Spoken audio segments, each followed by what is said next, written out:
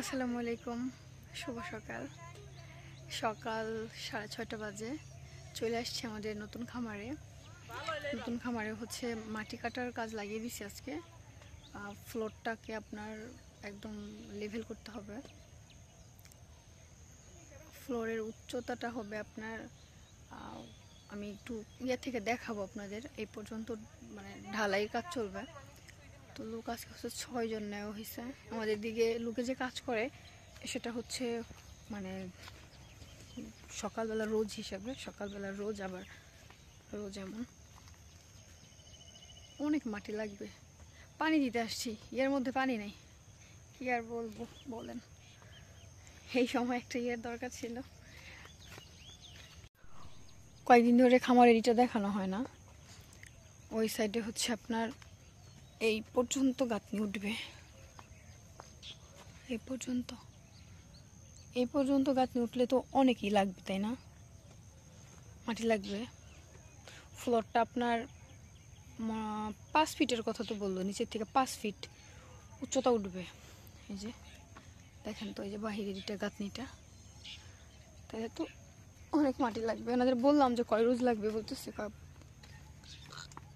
একবেলা করে কাটার পরে তারপরে বলতে পারবে।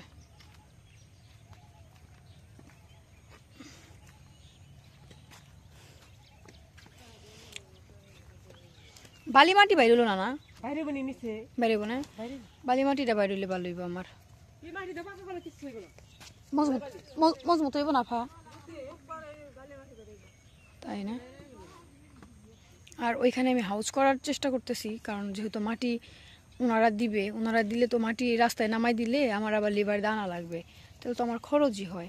তো ভাবলাম যে মাটি এখান থেকে দিয়ে সে টাকাটা আপনারা দেন, সে টাকাটা ওনারা দিবে, 10,000 টাকা ওনারা দিবে। যদিও 800 ফুট মাটি, 750 থেকে 800 ফুট মাটির দাম 15 টাকা ফুট হইলেও তো আরও অনেক টাকা। কিন্তু ওনারা এত পরিমাণ গাফলতি করে, বলতেছে 10,000-এর ভিতরে কাভার করবেন। বাজেট যদি বেশি দিয়ে থাকে সরকারে, ওনারা কমই দিবে, তাইলে কি বলবো বলেন, কিছু বলার নাই। কিন্তু আমি তো 800 ফুট, ওনারা নিজেই বলছে যে 800 ফুট মাটি দিবে আর কি। তো এই যে এক জায়গার থেকে আগে করতেছে, পুরোটাই হচ্ছে এই লেভেলে ভরাট হবে। একটু লেবার কম লাগলে তো দেখা গেল যে সেভ করা যেত, নাইলে আবার আমার পকেট থেকে চলে যাইব। কারণ আমি পকেট থেকে রাস্তার মধ্যে যে নামাই দিয়েছি ইট বালু সিমেন্ট, যে দূরত্ব, অটোমেটিক দেখা গেছে যে অনেক চলে গেছে। একবেলা ফালানোর পর ধারণা হইব, তাই না কাকি? হ্যাঁ, তাহলে আমার আইডিয়া দিয়েন, দেখি আল্লাহ ভরসা। এখন পানি যে আমি দিবার আইছি, আব্বা পলিথিন বিছাই নাই ভালো করে, পানি তো নাই। সকালবেলা পানিটা দিলে উপকার হইতো, শুকাইতো কম। কালকে দিয়ে গেছে পানি, 2 দিন ধরে আব্বার এই যে দেওয়াইতেছি। হিয়ামনি অসুস্থ ছিল, দেখার আমি আসতে পারি নাই। এই যে দেখেন কি অবস্থা, মরুভূমি, একদম মরুভূমির চর। এই শাকগুলো যে মজা লাগবো। আরেকটা কথা, সূর্য মামা, যার মেহেন্দির রং যত গাঢ়, তার হাজব্যান্ড নাকি তাকে তত ভালোবাসে। আমার মেহেন্দির রং কিন্তু অনেক গাঢ় হয়েছে, তার মানে আমার হাজব্যান্ড আমাকে অনেক ভালোবাসে, তাই না? যদিও এটা সবার কথা। সূর্য, সকালবেলা সূর্য দেখেন।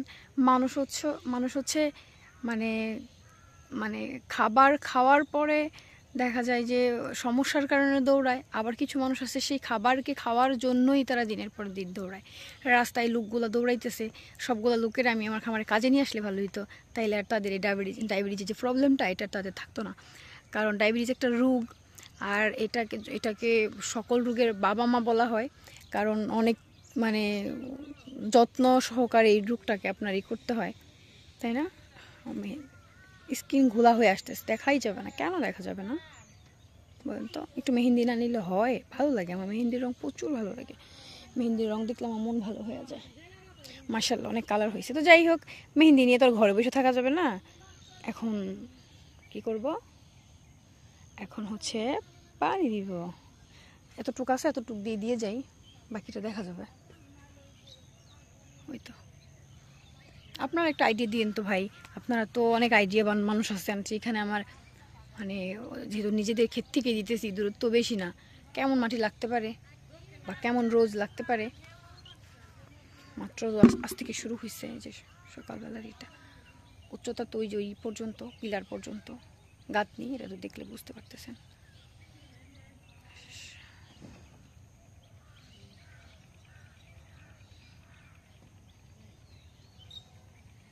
এই তো